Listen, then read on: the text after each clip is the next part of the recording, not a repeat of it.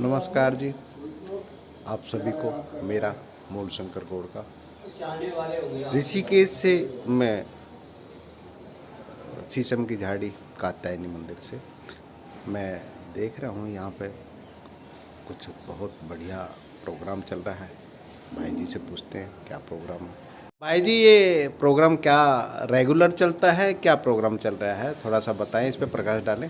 हाँ, यहाँ जो कीर्तन होता है संकीर्तन मंडल द्वारा, वो मंगलवार और बृहस्पतिवार को होता है। बृहस्पतिवार को साईं बाबा के भजन और मंगलवार को माँ कात्यायनी हनुमान जी के भजन होते हैं। That's all.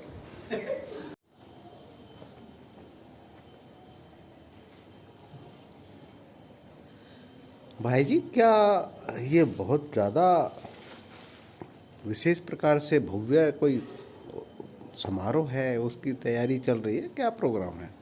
मैं थोड़ा सा इस पे बता पाएंगे आप? हाँ, आपने बिल्कुल ठीक सोचा। जैसा कि आप देख रहे हैं, हमारे यहाँ पे जो वस्त्र हैं, ये सब वस्त्र हैं जो कि नवरात्रों की तैयारी के हैं। अभी हम भगवान जी के, माता जी के वस्त्र बदल रहे हैं, क्योंकि अभी नवरात्रे आने वाले हैं। नवरात्रों की तैयारी है ये सब। इसके अंदर माँ के आभूषण सारे चेंज हो जाते हैं, सब वस्त्र चेंज हो जाते हैं।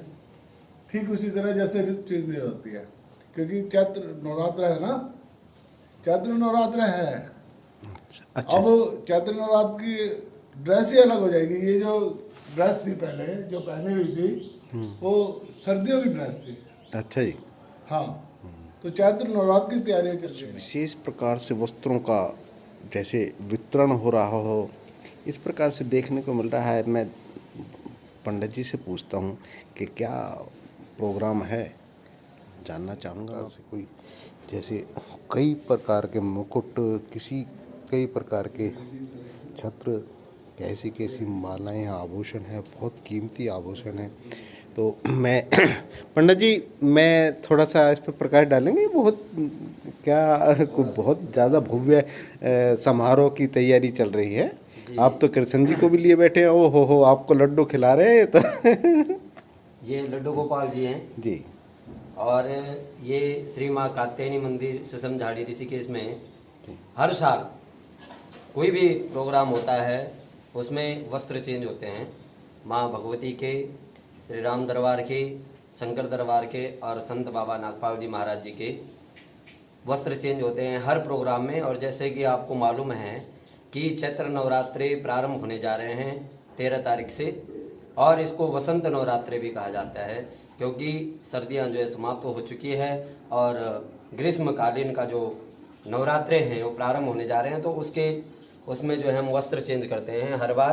तो ये आप जैसे देख रहे हैं कि अलग अलग ड्रेस, गर्मियों के अलग, और अगर जन्माष्टमी आती है तो उसमें अलग, और जो है जो भी दिवाली आती है तो उसमें अलग। तो अलग अलग प्रकार की ड्रेसें हैं, बहुत नाना प्रकार की ड्रेस बनाई गई है। तो माँ भगवती का इसी प्रकार से श्रृंगार होता है, और नवरात्रों में विशेष करके माँ भगवती का श्रृंगार होता है, जैसे कि आप देख रहे हैं। यार बन जाएगी यार, उनका काम है ना। उन्होंने बोलते हम बना के दे देंगे।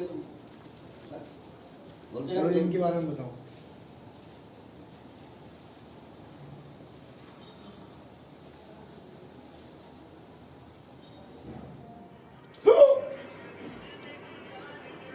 ओ माँ,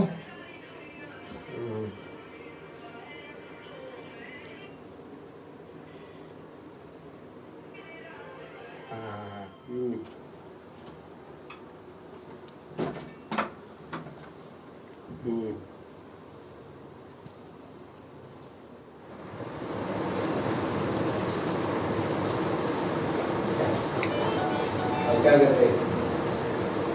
थोड़े 5-10 मिनट कर रहा हूँ। हाँ, ये सर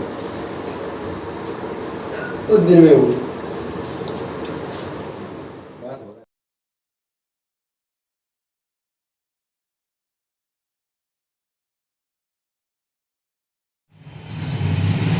देखिए आपने भव्य तैयारी, इस प्रकार की तैयारी होती हैं जैसे विवाह की तैयारी होती है। तो साधारण नहीं है ये फंक्शन करना, माता रानी के देवी देवताओं के द्वारा श्रृंगार करना, एक ये घर के मेंबर बन जाते हैं। क्योंकि मूर्ति पूजा 108 दरवाजे बताए हैं भगवान शिव ने मोक्ष की प्राप्ति के लिए। तो मूर्ति पूजा भी एक विंडो है, दरवाज़ा है, जिसके द्वारा हम मोक्ष की प्राप्ति तक जा सकते हैं। रामकृष्ण परमहंस और मीरा ने इसका बहुत सटीक उदाहरण दिया है, उदाहरण नहीं है। रामकृष्ण परमहंस ने माँ भगवती को, काली को जागृत अवस्था में अपने साथ रखा और कृष्ण को मीरा ने अपने साथ रखा। असल में ये इसलिए ज़्यादा आसान हो जाता है ये रास्ता कि यह रास्ता हमारी मेमोरी से जुड़ा होता है। मस्तिष्क की मेमोरी सबसे पहले फर्स्ट जो काम करती है, हम गर्भ से बाहर आते हैं, सबसे पहले हमें चेहरे दिखाए जाते हैं और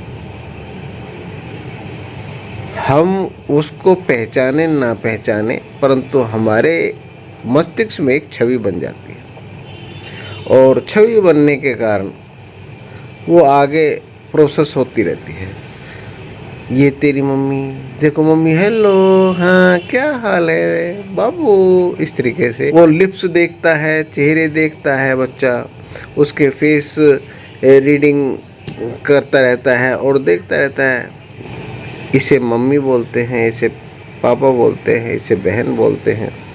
इस तरीके से उसकी मेमोरी में संचित होते चले जाते हैं।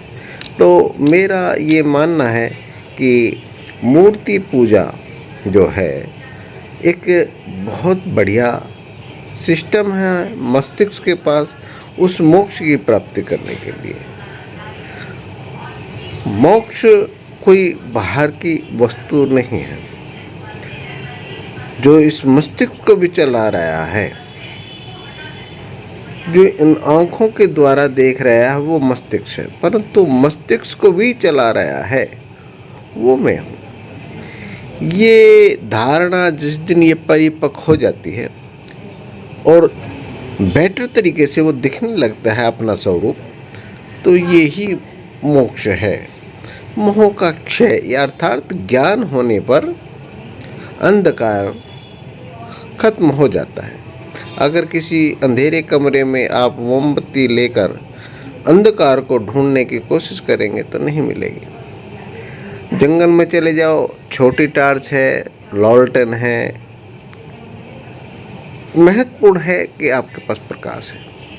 आप 4 कदम रखते हैं तो 4 कदम आगे वो रोशनी चली जाती है और अंधेरा मिलेगा नहीं, ढूंढे नहीं मिलेगा। कई दफ़ा ये घटनाएं भी घटती हैं इस प्रकार की कि बारिश की बिजली कड़क गई और एकदम से फ्लैश हो गया पूरा का पूरा जंगल।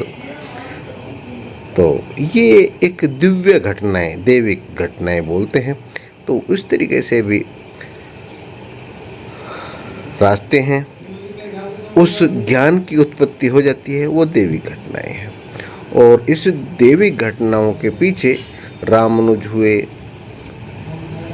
और भी मैं बता पाऊँगा। अभी एक छोटा बच्चा मेरे संपर्क में आया था, उसके साथ भी ऐसी ही घटना घटी है कि उसको कृष्ण को देखना इतना आसान है जैसे अपने माता पिता को देखते हैं। कृष्ण से बात करना उसके लिए इतना सुलभ है जैसे वो अपने माता पिता को बात करता है। और जैसे एक महापुरुष को मैं बहुत अच्छे से जानता हूँ, मोनी बाबा के परम शिष्य भगत जी, मुलाकात करवाऊँगा, आपकी मुलाकात करवाऊँगा और उनके सारे अनुभव आपको बता पाऊँगा। मैं असल में उनके अनुभव पहले भी बता देता। और सबसे बड़ी घटना उनके साथ और हमारे बीच में ये हो रही है कि मैं रिकॉर्ड करता हूँ और वो अपने आप डिलीट हो जाती है। वो घटना सेव नहीं हो पा रही है। क्या कारण है? समय आने पर इस पे मैं ध्यान करूँगा और आप लोगों को बताऊँगा। मौनी बाबा के परम शिष्य से ज़रूर मुलाकात करवाऊँगा आगे की वीडियो में, और आपको भी बता पाऊँगा कि छोटी छोटी सिद्धियाँ आप अपने जीवन में अपने कार्य करते हुए कैसे कर सकते हैं। नमस्कार। चैनल सब्सक्राइब कर लीजिए, लाइक कर लीजिए अगर अच्छा लगता है तो, गंदा लगता तो डिसलाइक कर दीजिए। आपका अपना मूड शंकर। नमस्कार।